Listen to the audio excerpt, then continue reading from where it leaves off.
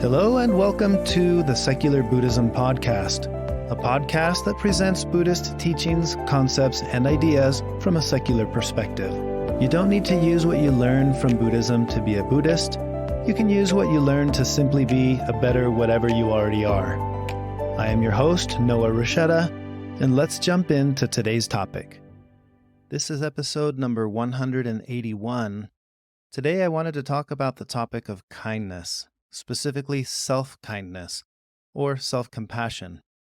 So some quick background here. You may recall I've mentioned this in previous podcast episodes, but for the last several months I've been developing an online course called the Inner Peace Roadmap. And part of this course entails presenting several new frameworks to help understand what it is that's happening in our minds and which techniques are beneficial for learning to develop greater inner peace or cultivating inner peace. One of the lessons in the Inner Peace Roadmap is called the Know Self method, and that's KNOW. In other words, to know yourself. Self-knowledge, I believe, is a critical component in cultivating inner peace. By gaining a better understanding of ourselves, we can develop a more skillful relationship with all of the different parts that make up who we are and how we function. And the Know Self method is a unique blend of concepts and ideas from Eastern philosophy, from Buddhism specifically, from modern psychology, and just practical wisdom designed to help you, to guide you toward a better and deeper understanding of yourself and the way you experience being alive.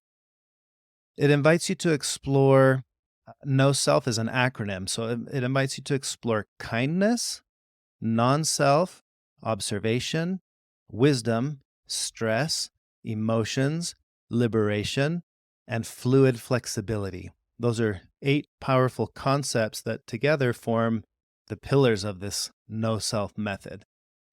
And whether you're seeking to just navigate life's challenges with a little bit greater ease, or to cultivate a deeper sense of inner peace, or if you just want to understand yourself better, this method, the Know Self method, offers a comprehensive approach to introspection, mindfulness, and resilience. So looking at these letters again, Know Self as an acronym, there's essentially a key question at the heart of each of these 8 letters, each of these 8 concepts. So for K, we have kindness. In other words, how do I express kindness towards myself? For the N, we have non-self. The key question here is how closely does my self-perception align with reality? For observation, O, what patterns can I identify in my behavior? For the W, wisdom, how have my experiences shaped my self-perception? S, for stress, what triggers my stress response? E, for emotions, how do I navigate my emotional landscape? L, for liberation, in which areas of my life do I feel confined? And F, for fluid flexibility, how well do I adapt to life's changes? So this is an introspective method of getting to know yourself. And today I wanted to talk about the first of these 8 topics, kindness. I do plan on presenting the other 7 topics, probably the next 7 podcast episodes. So if you're listening to this one and you want to hear the rest of this method, follow along for the next 7 episodes. Okay, so let's just start with this first one. And I want to share something that I wrote. So I'll interject here real quick that on my personal website, noahrasheta.com, I'm starting to collect writings, just things that come to mind as I try to present concepts and ideas. A lot of these are concepts that come to mind as I'm preparing this course. I'm writing them, and if you want to follow along and subscribe to my newsletter for occasional mindful musings, feel free to do that at noahrasheta.com. And there you'll find my thoughts on what I'm sharing today with this notion of redefining kindness. So to comprehend the essence of kindness, we must venture beyond its traditional definition. It's while commonly defined as being friendly, generous, and considerate, the concept of true kindness, I believe, is far more profound in the pursuit of inner peace. True kindness is a conscious commitment to deep understanding. It's a deliberate exploration and engagement with the complex nature of our own selves as well as others. It implies introspection, a relentless quest to understand our beliefs, thoughts, feelings, and actions. So, the essence of true kindness, I believe, lies in our ability and willingness to understand and connect with the core of our humanity, both within ourselves and in others. I think it's about striving to see the world from another's perspective and acknowledging that what may seem like an act of kindness to one may not hold the same meaning for another. Now, this idea is expressed perfectly in a quote by the philosopher Alan Watts, where he says, "Kindly let me help you, or you will drown," said the monkey, putting the fish safely up a tree. Close quote. The monkey, despite its well-intentioned efforts, is blinded by its own perspective. Its kindness, while sincere, is inadvertently harmful. I believe similarly, our attempts at kindness may unintentionally lead to undesired consequences if they spring from a place of misunderstanding or lack of self-awareness. So this is what I mean by the notion of redefining kindness, especially in the context of an introspective practice. To be nice is one thing, and it's pleasant to be around someone that's nice, and it's great to be nice to yourself, but I don't think that's at the heart of this introspective practice of kindness. Um, just like with the monkey unintentionally causing harm to the fish by trying to be nice to it and put it in the tree, I think the same thing happens to ourselves from ourselves when we're trying to practice self-kindness. I think we can mistake self-care for short-term comforts or aim to suppress our painful emotions, thinking it to be kind. In other words, I'm not going to say what's really on my mind to you because maybe it'll be more kind for me to leave that to myself. And in the process, now I'm stewing on these feelings and emotions. That's just one example. Now, obviously, you can go to the other extreme where some people share everything, and maybe the kind thing would be to not share, right? Think of the middle way as you approach this. But I think perhaps the kindest act that we can offer ourselves is to confront the uncomfortable truths and to understand our vulnerabilities and to accept them as part of our growth. In other words, I could be kind to myself and not work on the aspects of me that need to be worked on because I think, well, that I don't want to, I want to be nice to myself. So I'm just going to pretend this isn't an issue I need to fix. That would be an example of this misunderstanding and where kindness is not beneficial. Instead, I could say, no, this is something that I need to sort out. These strong emotions I'm feeling, I need to see where they're coming from. I need to put in the hard work. It's not going to be easy. And it may seem like the kind thing to do is just put this aside and pretend it's not a big deal. But that's not what kindness is. The kind thing would be to say, this is going to be hard work and I'm going to go put in the time and the effort to do the work to make things better because that ultimately benefits me and my well-being, but also everyone around me. So embracing true kindness, it's not a process that can be completed overnight. I don't think it's something that like, okay, I'm going to flip the switch and now here's the new me. I think it's an ongoing journey and it's an endless cycle of learning and perhaps even more importantly, unlearning. We're all shaped by our unique life experiences, our emotions, our thoughts, our beliefs, the actions that we take, the consequences that arise from those actions. These elements end up shaping and forming the narrative of our lives. And true kindness is about recognizing and honoring these narratives and all of their complexity and depth. It's about extending patience and acceptance, taking the time to understand without judgment and applying this understanding to others. Each person's narrative, including our own, deserves this level of kindness. Each deserves to be seen, heard, and acknowledged.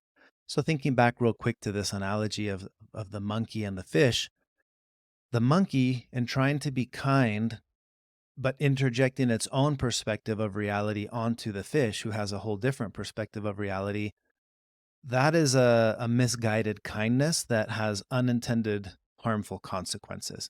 And that's a very obvious mental image, right? A monkey taking a fish out of the water and putting it in the tree is not only harmful, that's like going to kill the fish. So this perspective is saying what the monkey, true kindness on behalf of the monkey would be to understand the nature of the fish, to understand that fish is nothing like me. What it needs is nothing like what I need. And I'm going to honor that. And I will do what I can to keep the fish in the water, to help it thrive in its environment, because its environment is not the same as my environment. And I think as humans, we make this mistake a lot of thinking that, you know, you need to be like me. So the environment that works for me, the beliefs that work for me, the methods that work for me, you need to have those too. And we end up doing what the monkey did. It's like we're trying to pluck people from their environment and to put them in our tree because that the tree works for us. And that's not beneficial. I think this new interpretation, redefining kindness, it bridges that divide between mere good intentions and authentic empathy. That's what we're after. And it's the key to have more genuine relationships, both with ourselves and others. And that contributes to the cultivation of a lasting inner peace, which is really what we're all after at the end of the day. Now, there's something worth mentioning here that in the practice of self kindness, we often overlook a profound truth.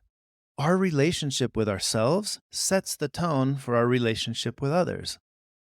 And I think this is a really important thing to understand. If we can't understand and be kind to ourselves, our kindness to others is likely to fall short, very much like the kindness of the monkey falls short to that fish.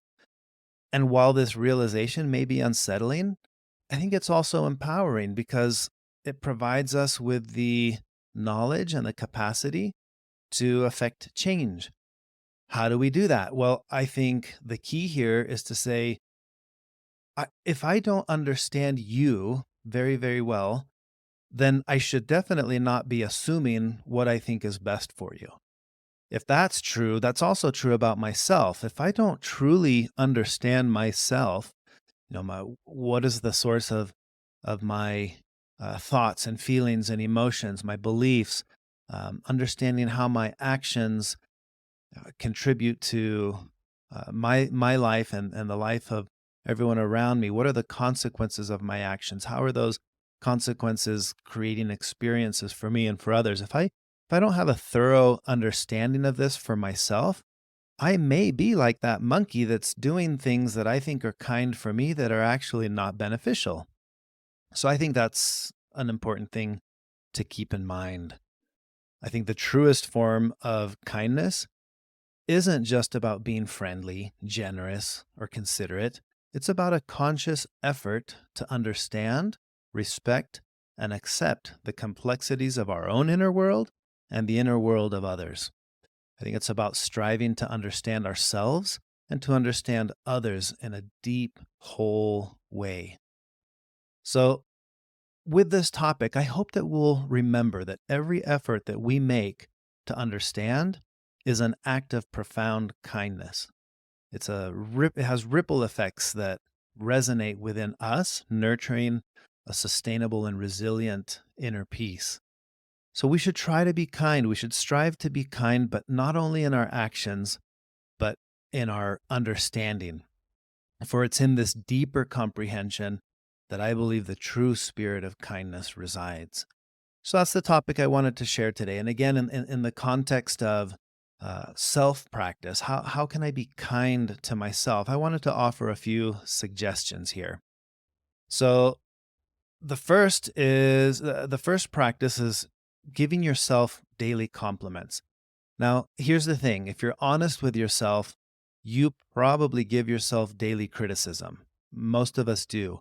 I like to visualize that we have this cacophony of voices in our head, and sometimes we have the voice of the self critic or the inner critic.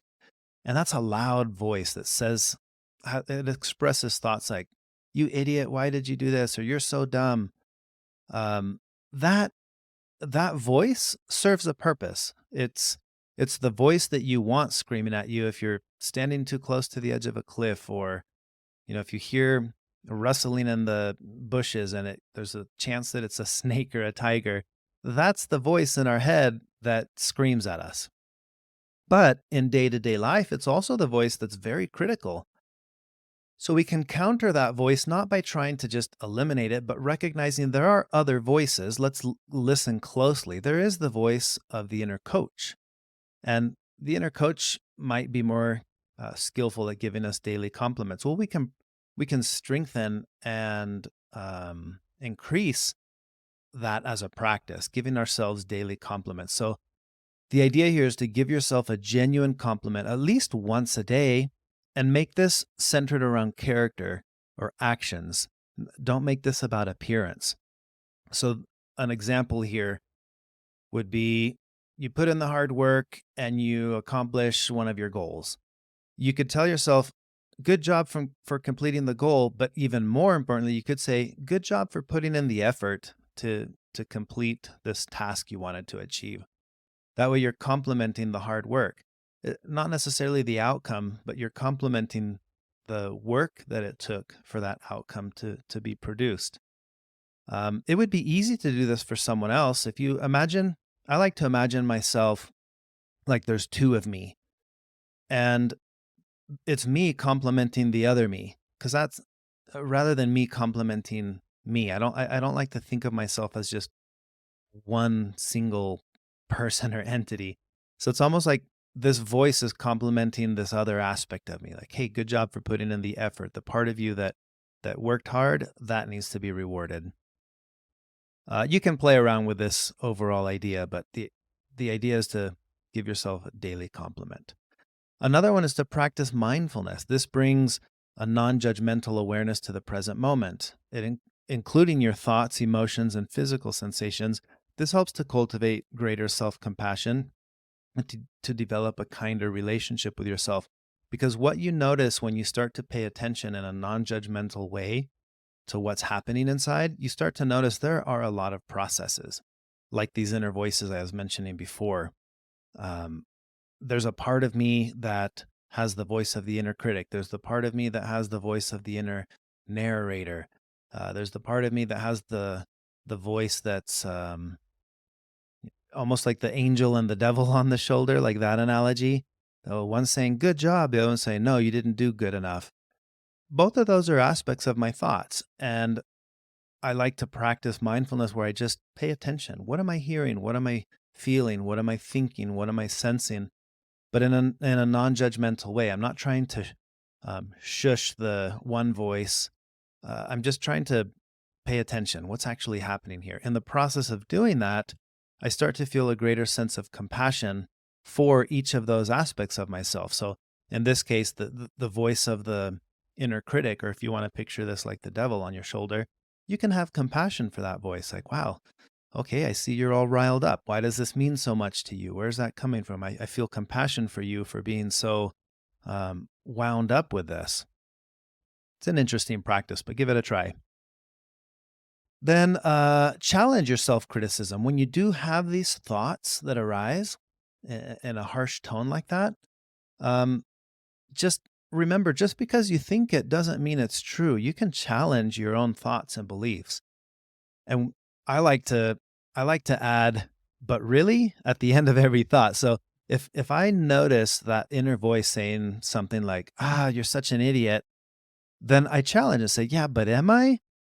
So I'll just give you a quick example. Last night, I've been writing for months, and last night I had 6 chapters of my writing, and I made the mistake of, I thought I could edit the heading of that section of my book. And in doing so, I didn't realize it deleted all of the chapters. Now, this was done on a new software that I've been using that I didn't have it backed up and saved somewhere else, like in a Word document. It's a very silly mistake on my part, but I lost the 6 chapters. And because it's all hosted online on this website I'm using, I called them and I said, is there any way you can recover these chapters that I accidentally deleted when I deleted the heading of the chapter? And they said, no, the software doesn't allow that. And oh man, it was so disheartening to lose all that writing and literally not have it anywhere. I had probably spent 10 hours writing that. And then when I went to save that, or not to save it, to edit it, I deleted it. And of course, that inner voice is like, you idiot. And right away I thought, yeah, but am I an idiot? I mean, it was an honest mistake on my part. It's almost like this is happening in my head, right? One side saying, I can't believe you didn't back it up. And I was like, well, yeah, but 95% of the time I do back things up. And this time, because I had just finished all of this writing today, I didn't. And this dialogue's happening in my head. And I felt compassion for the part of me that was mad at the part of me that made the mistake. And it was, it's like, well, all right, well, this is what is now. So let's pivot and let's get right back to writing. And it was still disheartening. It was still all of the feelings, all of the emotions. But I challenged the self-criticism. I challenged that inner voice and said, all right, well, I'll do it again. There's nothing I can do now. And I won't make that mistake again. I can guarantee you that. So that's one way to challenge the voice of that self-critic. And then a final practice here, a gratitude journal. I feel like when we spend the time to think about what it is that we're grateful for, gratitude produces a sense of contentment and joy that arises naturally, simply because we're thinking about the things that we're grateful for. Now, in the context of kindness, I believe it's easier to be kind and to seek understanding when we're feeling that sense of gratitude. And this is directed at the self, right? Self-kindness. So gratitude, I can think about, I'm grateful that I have the ability to be resilient when a mistake happens and I can rewrite it. I'm grateful that I can do that. I'm grateful that I can bounce back and I can rewrite this probably the very next day rather than stew on it for a week being mad at myself, or even worse, saying, since I made that mistake, then I'm done. I'm not going to write that anymore. I'm grateful that I don't have those tendencies to do it that way. I am going to just rewrite it all, and I am going to spend the time to redo it. I'm grateful for that. That sense of gratitude that I feel gives rise to a greater sense of kindness to myself. I don't know if that makes sense, but I'm just trying to put this in the context of my own life and my examples. So that's the topic that I had in mind for today's podcast episode, practicing self-kindness, redefining what kindness means to you, not just being nice to yourself, but thoroughly spending the time to understand yourself, to really get to know you, to try to analyze, is there a part of you that's the monkey that's treating another part of you that's the fish and doing unskillful things with all the best intentions? That's the self portion of it. But then you can also take this and analyze your relationship with others. Do you do this to other people? Are you the monkey that's taking the fish and trying to put it in the tree with all the best intentions? Or consider the flip side of that. Are you the fish? And are there people in your life that are trying to pluck you and put you in the tree? And you can be deeply offended by that. Or you can look at it like they're the monkey. They don't realize, they don't know. And then the goal is help them understand you better. And maybe, just maybe, they won't try to pluck you and put you in the tree. Now, we can't control others, but I think that's a helpful visual for me that makes me feel kindness. Instead of when the monkey's trying to put me in the tree, instead of me being deeply offended at this monkey because they're intentionally trying to cause harm, I recognize it's not intentional. It comes from a lack of understanding, very much like the monkey and the fish. So anyway, those are different ways to think about this overall topic of redefining kindness.